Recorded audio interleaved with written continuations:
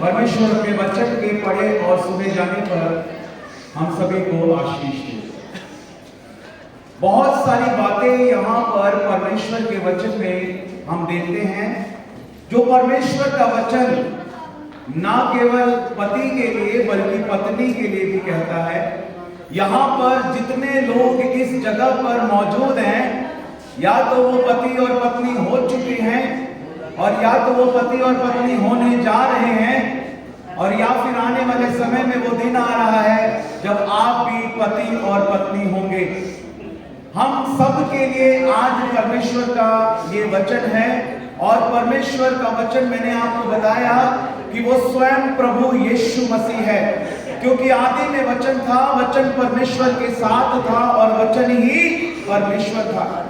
और यहाँ पर इससे पहले कि मैं इस शादी को पढ़ूं, इस शादी को पढ़ा जाए और दूल्हा और दुल्हन उन बातों को, उन वायदों को अपने मुंह से अंगीकार करें एक दूसरे के लिए, और सभी प्रभु के आदरणीय दास लोग प्रार्थना करें बेटे हैप्पी के लिए और बेटी मैरी के लिए आज।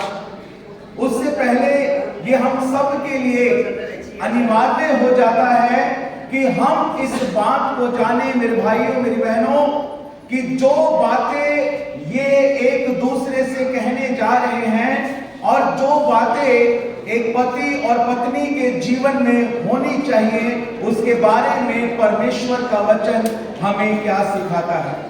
क्योंकि मैंने आपको इस बात को बताया कि यदि हमारे जीवन का आधार, किसी भी रिश्ते का आधार यदि परमेश्वर का वचन नहीं है, तो जब आंधी आएगी, जब तूफान आएगा, तो वो घर जो वचन की चट्टान पर नहीं बना है वो गिर जाएगा।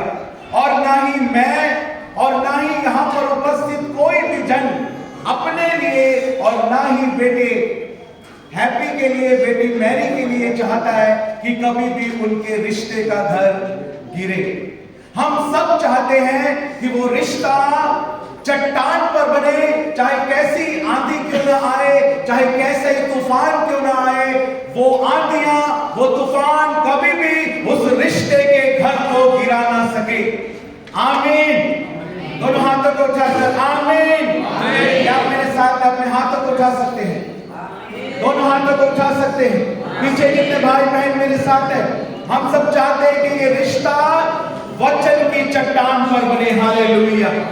तो हमें ये सीखना होगा मेरे भाइयों मेरी बहनों, हलचल ना करें प्लीज, जहां है वहीं रुक जाए, नो डिस्टर्बेंस।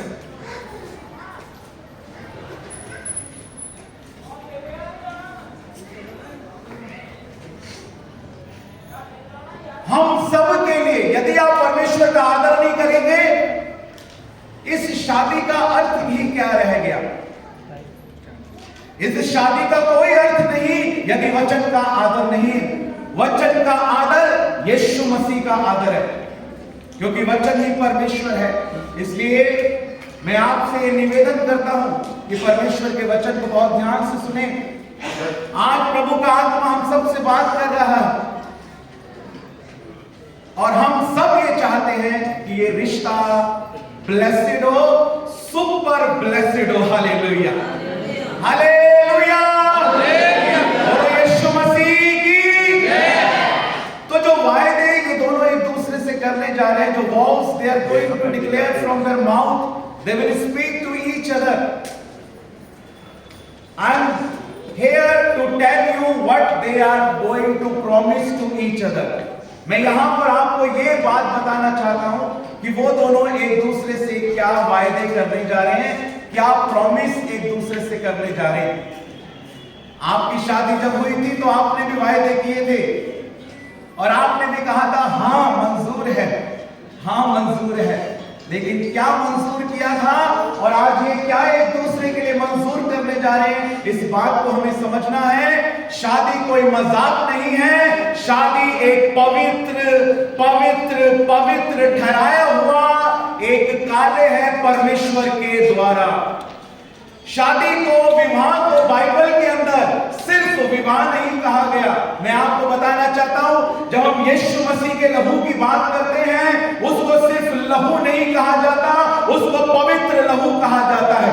जब हम पवित्र शास्त्र परमेश्वर के इस वचन की बात करते हैं, इसको केवल बाइबल नहीं कहा जाता, इसको केवल शास्त्र नहीं कहा जाता, इसको पवित्र शास्त्र कहा जाता है।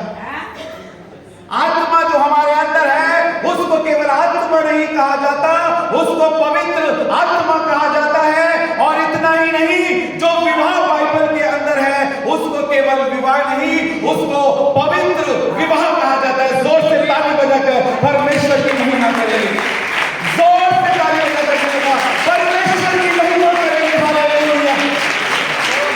वो वातावरण को बदलने वाला परमेश्वर है, वह संभव को संभव करने वाला परमेश्वर है। उसका वचन जीवित है, वो हर एक दोधारी तलवार से अधिक चौका है, वो गांठ गांठ और गूदे गूदे को आर पार छेदता है। परमेश्वर का वचन सामर्थी है, वो कभी प्रभाव रहित नहीं होता, वो आग सा है, वो हथौड़े सा है, वो जीवनों को बनाता है, वो जीवनों को बदलता है। उसमें जीवन है, उसमें शक्ति है, उसमें सामर्थ्य है। Hallelujah, hallelujah. मजा नहीं आ रहा, मुझे लग नहीं रहा मैं पंजाब में हूं।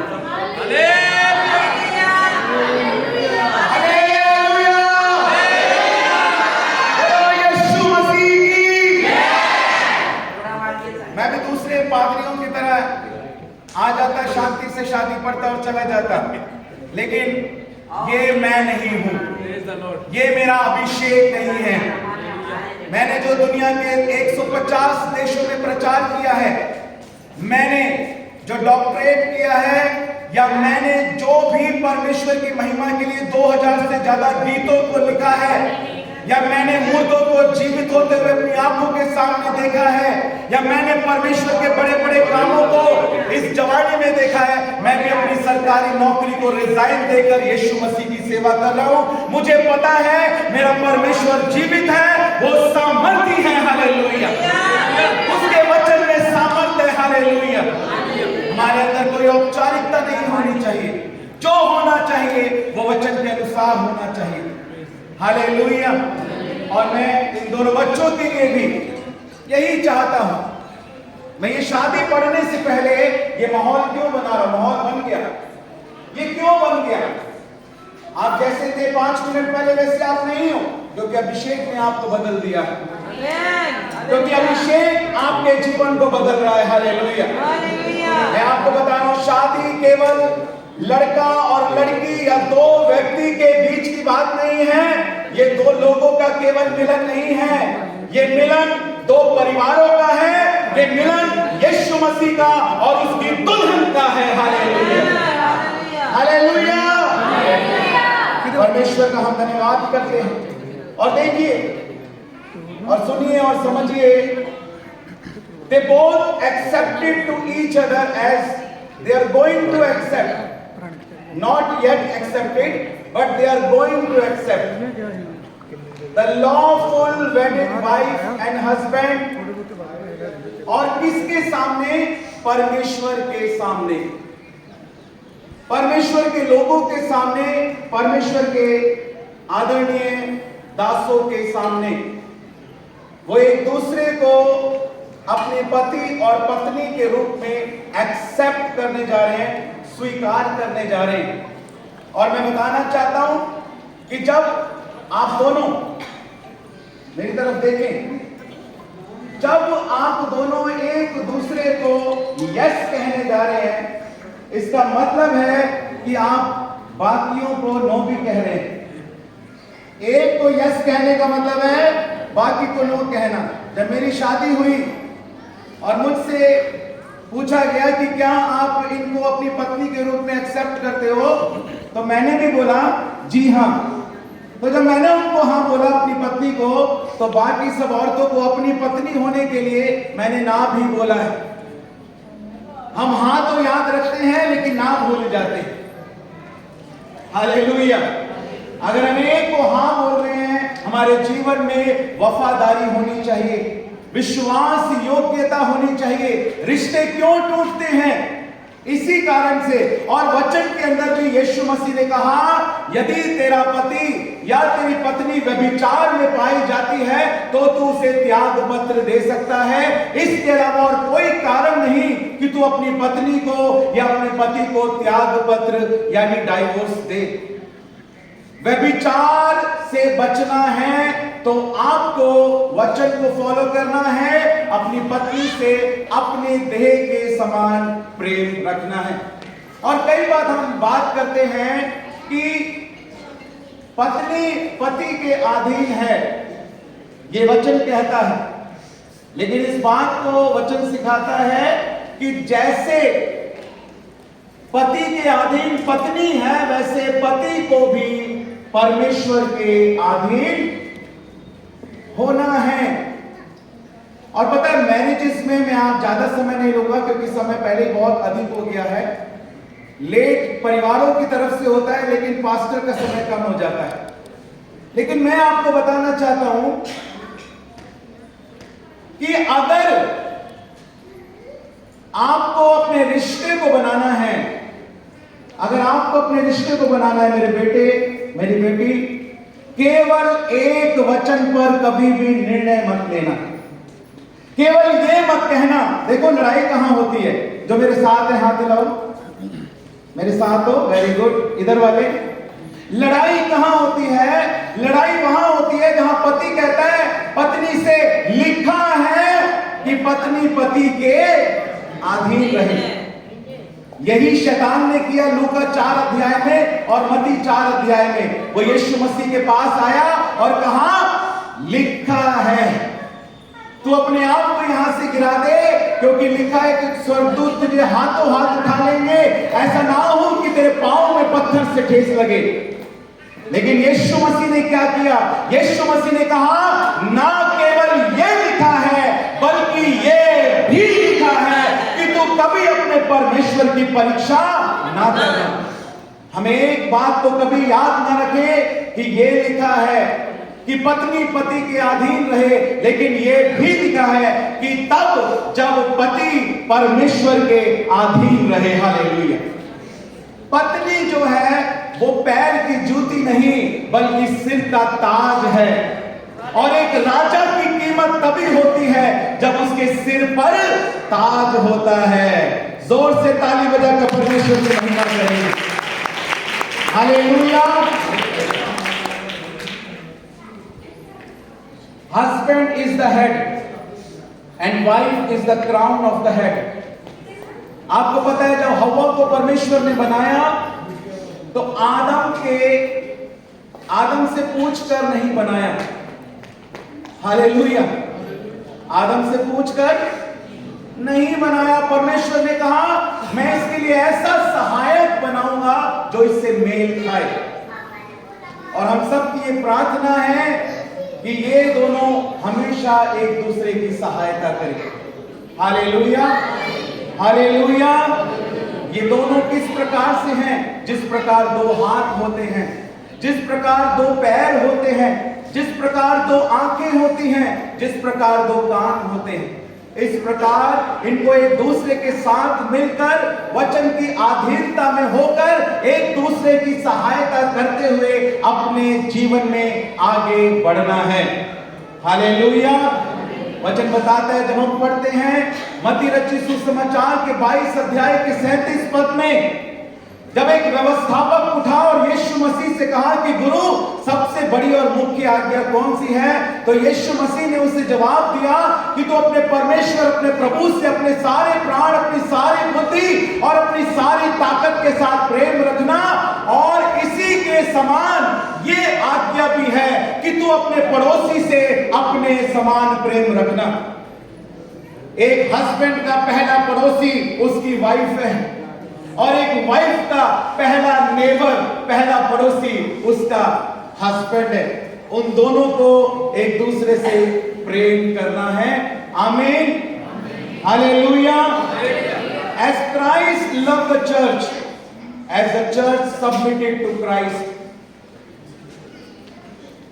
you both are the part of the church. आमीन। आप दोनों कलीसिया का हिस्सा हैं और आप दोनों का सिर जो है वो प्रभु यीशु मसीह है। मैं आपको बताना चाहता हूं,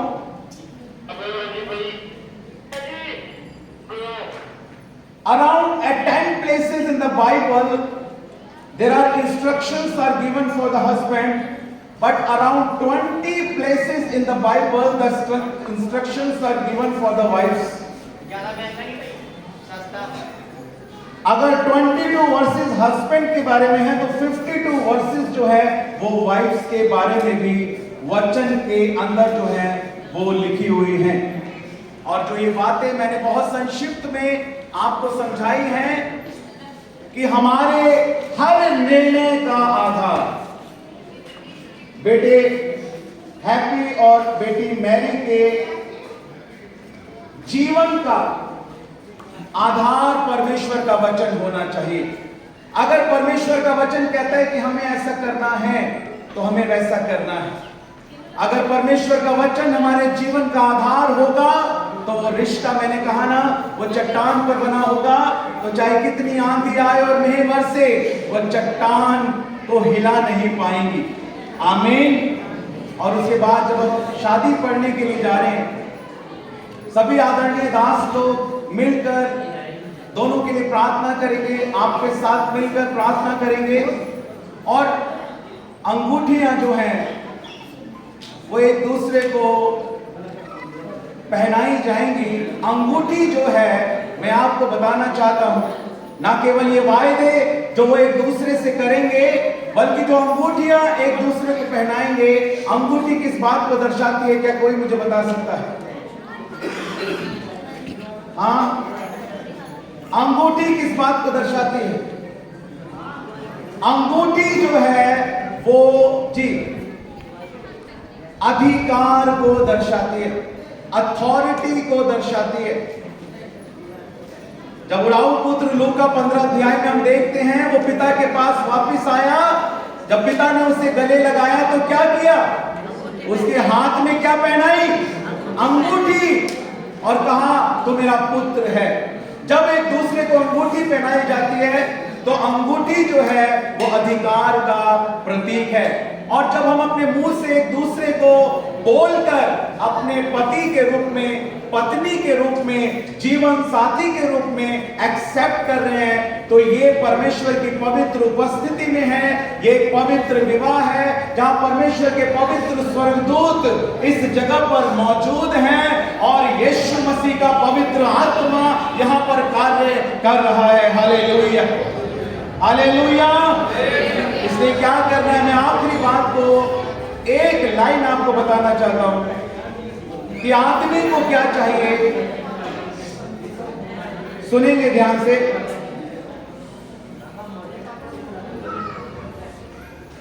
आदमी रिस्पेक्ट चाहता है, औरत रिस्पेक्ट चाहती है। Women should always respect her husband. Man needs respect and woman needs appreciation. ये आपको हमेशा याद रखना है। बेटी मैरी, आपके जो पति अब होने जा रहे हैं, जिनको अब शादी पढ़ने के बाद डिक्लेयर किया जाएगा, उनको आपको रिस्पेक्ट देनी है और आपको अपनी होने वाली पत्नी को हमेशा ऑनर करना है और अप्रिशिएट करना है। ये बहुत, मैं कहना चाहता हूं आपसे, सीक्रेट है ये मैरिड लाइफ का। जब आपकी पत्नी गुस्सा हो ना आपसे, बोलो आज बड़ी सुंदर लग रही हो, देखो सारा गुस्सा चला जाएगा। अगर एक पत्नी अपने पति की रिस्पेक्ट करे ना, वो पति अपनी पत्नी से बहुत प्यार करेगा। और यही परमेश्वर का वचन हमें सिखाता है। और हम सब प्रार्थना करें मिलकर कि आने वाला जो जीवन है वो इनका वचन पर हो। ये वचन को सीखें, वचन को अपने हर निर्णय का आधार बनाएं और इनकी रिश्ते की चट्टान यीशु मसीह हो और ये प्रभु में आगे बढ़ते जाए। फलवंत होते जाएं। मनुष्य की जो नर और नारी करके परमेश्वर ने रचना की, वो इसीलिए की कि वो हर एक चीज को अपने अधिकार में ले ले। हालेलुया। आइए, ये समय होगा कि हम सभी प्रार्थना करेंगे और उसके बाद हम लोग शादी पढ़ने की जो हमारी आगे का जो हमारा सेरेमनी है, मैरिज सेरेमनी, उसमें फिर हम लोग जाएंगे। हम सभी अपनी आंखों को बंद करेंगे इस समय, और मैं चाहूंगा कि जो दूल्हे के साथ में उनके बेस्ट मेट थे और दुल्हन के साथ जो ब्राइड मेट थे, वो प्लीज स्टेज पर आ जाएंगे। और दूल्हे की तरफ से और दुल्हन की तरफ से जो रिंग्स हैं वो आप रेडी रखेंगे। जब रिंग्स के लिए अनाउंस किया जाएगा, उस समय आप रिंग्स को देंगे।